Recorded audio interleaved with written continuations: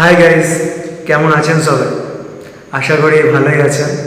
তো আজকের আলোচনার বিষয় হচ্ছে আমরা যে চাল কুমড়ো খেয়ে থাকি বাজার থেকে, তার অনেকগুলো আয়ুর্বেদিক গুণাগুণ আছে যেগুলো আমরা জানি না।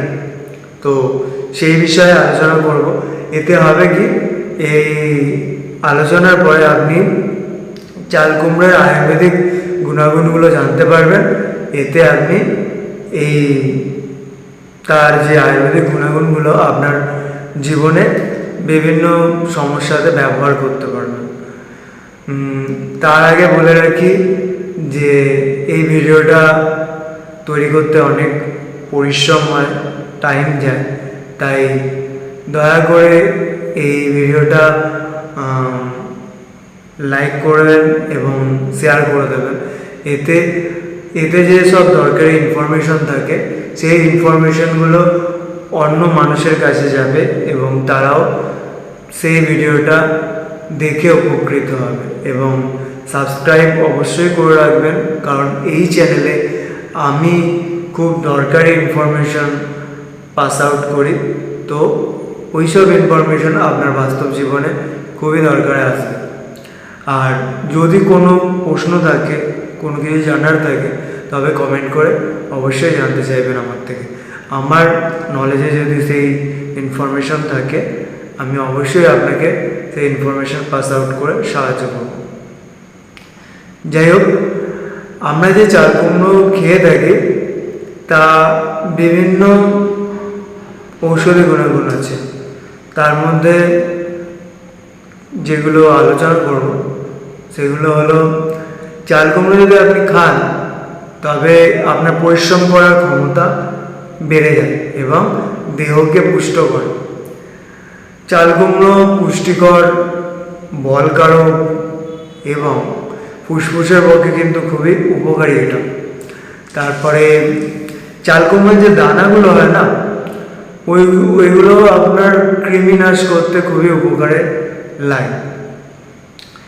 এরপরে যেটা বলা যায় সেটা হচ্ছে, আপনার যদি অম্বল বা অজীর্ণ রোগে আপনি ভুগে থাকেন অনেকদিন, তবে আপনি চাল কুমড়ো থেকে 2 থেকে 4 চা চামচ রস কালেক্ট করবেন এবং তাতে চিনি মিশিয়ে যদি খান, তবে আপনার অম্বল হওয়ার যে প্রবণতা সেটা কমে যাবে।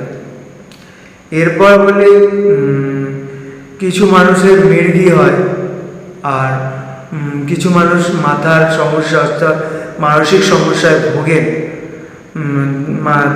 যাকে আমরা উন্মাদ বলে থাকি।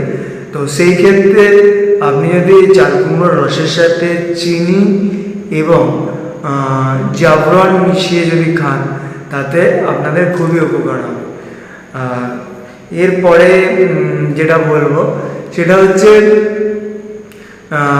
অনেক ডাক্তারবাবু মনে করেন যে যক্ষা, অর্শ এবং গ্রহণী রোগ, আর গ্রহণী কোন রোগ, যে দীর্ঘদিন ধরে যদি আপনি পেটের সমস্যায় ভোগেন সেটাকে গ্রহণী রোগ বলে।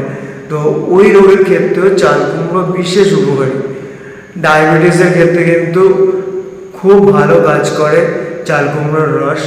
তাছাড়া চাল কুমড়োর মুরব্বা, হালুয়া এবং অবলেহ, চাল কুমড়োর যে দানা আছে তার তৈরি লাড্ডু, বিভিন্ন রোগে যদি খেয়ে থাকেন উপকার পাবেন।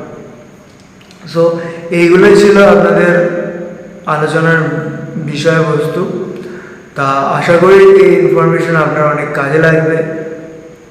Tata, have a nice day, love you.